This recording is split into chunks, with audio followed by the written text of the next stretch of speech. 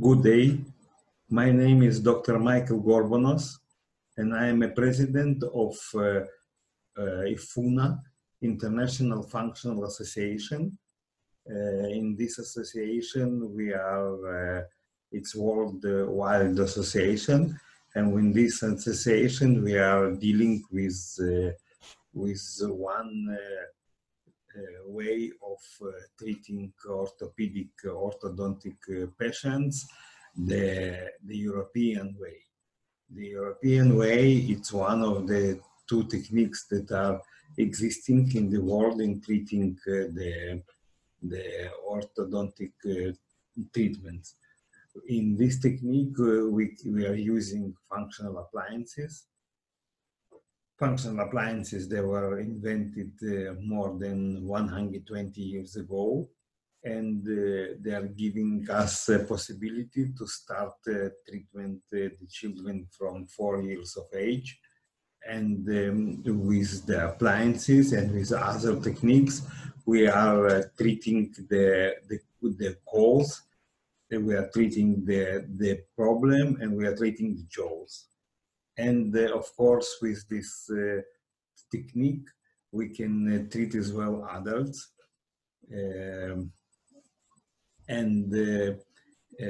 We are combining with functional appliances, we are combining breathing exercises or breathing techniques, and we are combining techniques for placing the tongue in the right position.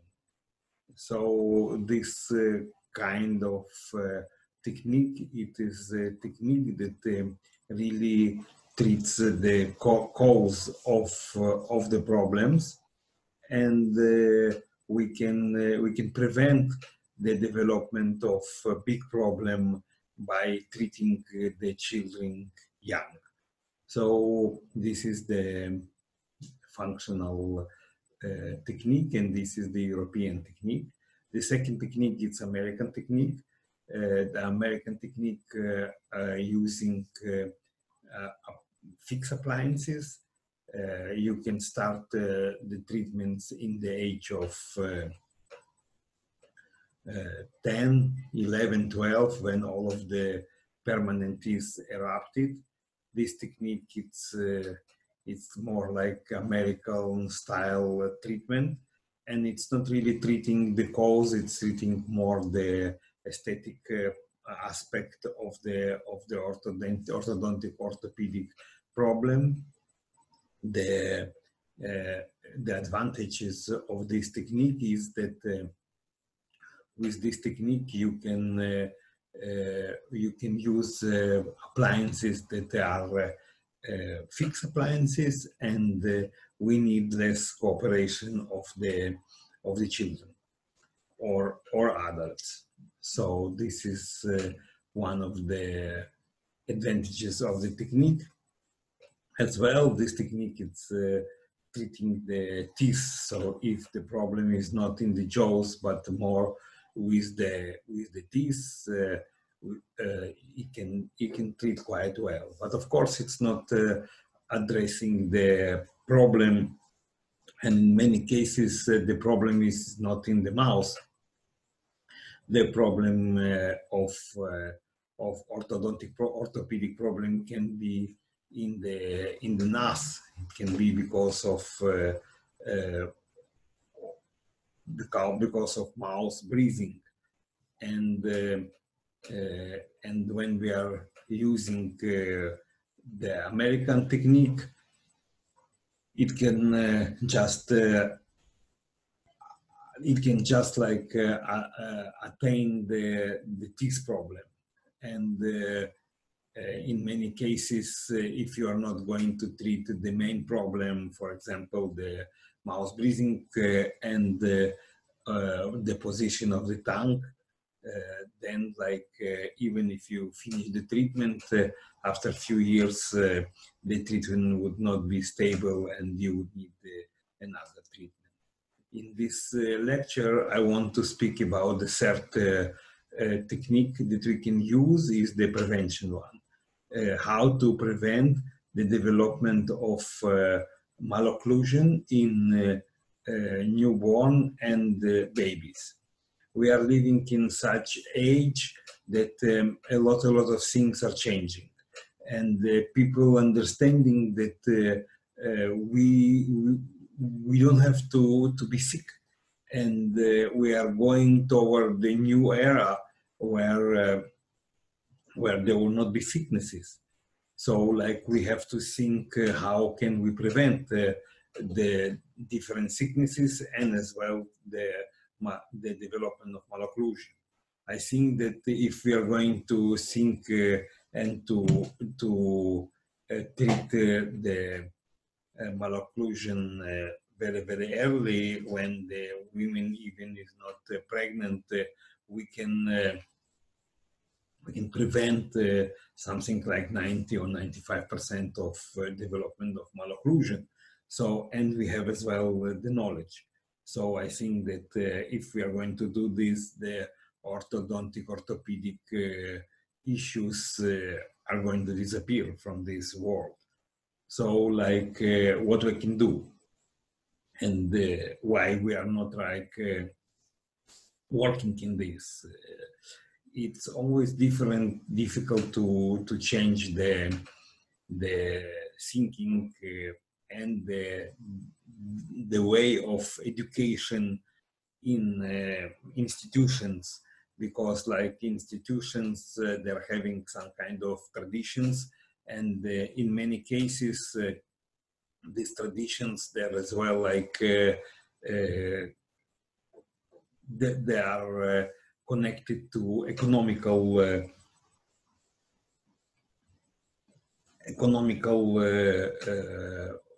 way of thinking of companies and so on. So, for example, like if we are going to teach doctors that they can prevent the development of malocclusion, then many companies and maybe hundreds of thousands of people are going to lose their job, and the companies are not going to earn money. So this is going to take time that people would change their way of thinking, although the information is existing. So, like, how we can prevent the development of malocclusion? There are a few stages that we have to think about. The first stage is it's pre-conception. It's like before that the woman is getting pregnant. The second stage is during the pregnancy, during the 9 months of pregnancy. The third stage that is very important is during the birth. And the fourth stage is until the baby is arriving to the age of 3 years old. So the first stage, the preconception. It is very important to speak with the couple before the conception of the child, because in this stage we can teach them and we can prevent many things that can happen in the future. For example, to me, there are coming something like more than 50% of the children for orthodontic treatments, because they are mouth breathers, and the quantity of mouth breathers are getting more and more from each year and each year. I live in Israel and I work in Israel, and I think that there are more than 50% of the children that are mouth breathers. And in most of the children that are mouth breathers, they would need orthodontic, orthopedic treatment. And not only this, there are going to be all other aspects that they would have to be treated, as sleeping problems, as concentration, as posture, as different things that would not like work. So it's very, very important, like to work on the field of breathing. Like I never saw a child that would be mouth breather without that one or two of his parents would be as well mouth breather. So it looks that like when the baby is born, he is copying the attitude of his parents, of one of his parents, and becoming mouth breather as well. So, and in most of the cases, like parents, they don't even know that like mouth breathing, it's something that affect a lot of functions of the body, and they even don't pay attention that their children are mouth breathers. So it is very important in the perception, yes, period to speak to the parents and to see if one of them is mouth breather. And if one of them is mouth breather, is like to teach them to breathe correctly before the woman is becoming pregnant. You can teach them by using a technique of Professor Boteco, that it's the most technique that is used in the world, in the Western world, in order to teach parents and of course then children, but we don't want to teach children, we want that they're going to be nose breathers. So to teach parents to breathe through the nose. How long it can take, the change of the breathing from mouth breathing to nose breathing, it can take a few months, 4-5 months. And then we can say that the woman, she can become pregnant. And then it would really like save a child from the problems of malocclusion and from many medical problems that he can be affected because of the mouth breathing. So then we have to speak as well with the women, and we have to explain her that it is very important that like she would have a healthy lifestyle during pregnancy, that she would not smoke, that she would not drink, and that she would really like take care about her, that she would not use high heels, that she would not be nervous, and that she would like be quiet during the pregnancy, because all these things can affect the women. It is very important that like she would make some kind of exercises, and if it's possible that if she can, that she would not work during these 9 months of pregnancy, because by earning money during these 9 months, she can then spend much more money and much more effort in treating her children that they are not going to be always healthy after the birth. So if it's possible, like better that woman would not work. If she cannot and she has to work, it's very important that her work would not be sedental, that she would not all the time sit, because it can create a wrong position of the baby in the stomach. And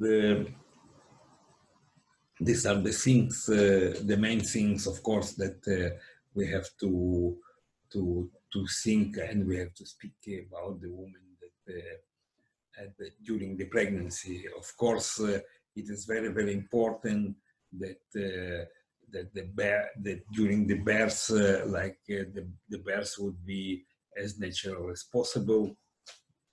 It is there is such law that like if the birth is going to be in the hospital, so all the births in the hospital, they would be traumatical for the child. as in the level, in physical level and in mental level. It's a question how much trauma this child would get. It's some law like this that from the moment that as much intervention of the doctors is going to be during the birth, then the trauma would be bigger. So it is of course, the birth is problematic because of the position of the birth. If the position of the birth is horizontal, as it is used in most of the hospitals, it's against the power that is pushing down. Then this power, it's against. When the baby is born, it's very difficult for him to breathe, and because of this he gets shocked. As well, there is a light in the hospital, so this light, it's very, very traumatic for the baby. And as well, the temperature. Usually the temperature in the hospitals, it's very low, and it would be stressful as well for the child. And all these parameters can affect very much on the baby. The position of the birth, it's as well very important. And from the moment that the baby is going to be helped during the delivery, usually it would be a trauma to the atlas, to the vertebra that is connecting the scalp to the spinal cord. And in most of the cases, there would be a malposition of the jaws and malocclusion as other problems. So the use of different medications, because today in the hospitals they have to earn money, so there is not really a lot of time for each birth. So usually women would get some kind of medication in order that the birth would go faster, and this medication as well would enter the baby to some kind of stress, and it would affect his position during the delivery. There are many deliveries that they are not natural deliveries. They are cesarean deliveries, because in a lot of times doctors, they don't want to take responsibility for births if something would go there wrong. So there are more, and as well it's feasible for the hospital to have cesarean delivery, because then many people are affecting during this process.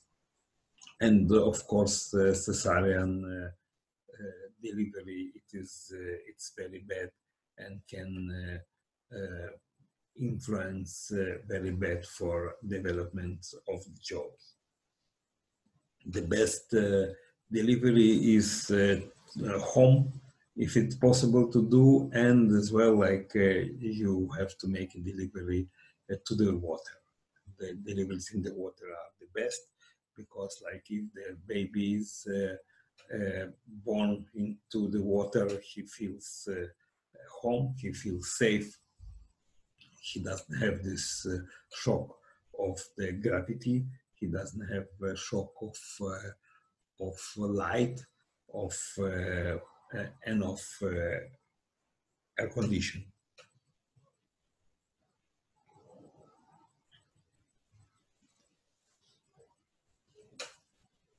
So all these things are very important during the delivery. Then, if delivery is done in the hospital, I think that it's mandatory that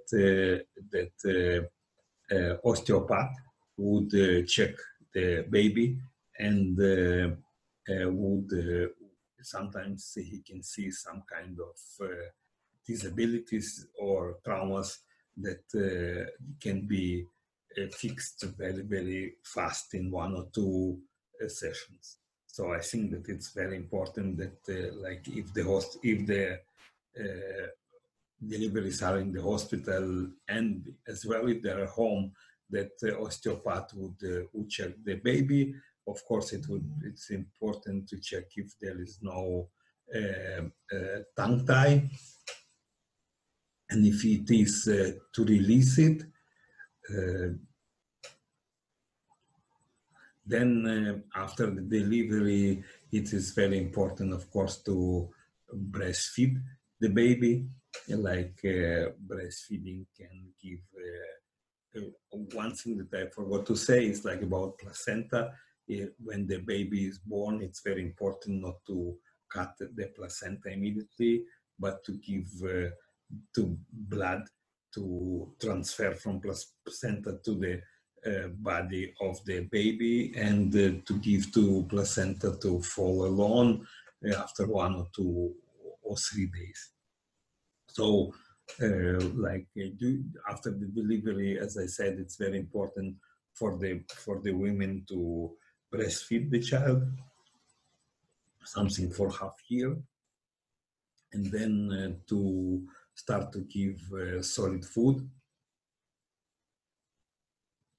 It's important to develop mentally, of course, the baby, and it's important to put him a few minutes per day on the stomach, that he would make this kind of movement of the head, and it can improve the development of the baby in the future, of his jaws. It's very important to check that the baby is NAS breathing, and not to give him dummies, because like some people are saying, like there is orthodontic dummies or other dummies. It's bullshit, because like from the moment that you give to the baby dummy, so his tongue, instead of to go up to the upper jaw and to give to hit it and to develop it, it would learn to be down, and it would affect the wrong development of the jaws. And if you give a dummy, it's very, very important to take it very early, like in the age maybe of 1 or a year or 2 years, not more, but preferably not to give the baby the dummy.